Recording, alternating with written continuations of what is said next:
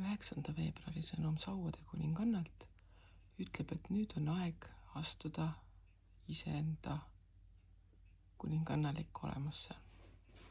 Sa oled tegija, sul on sära, teadmised, tahtmised. Kõike, mida sa teed, tee täna selle südamest või hinge sügavamast sopist tuleva põlemisega.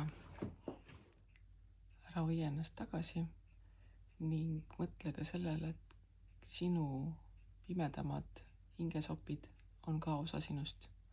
Ära suru seda kõike nii sügavale, et sa ise ka ei tea, mis seal toimub. Sa ei pea seda küll kõikidele näitama, kuid endale pead jääma truuks ja tegutsema selle nimel, mis sinu südamest tuleb.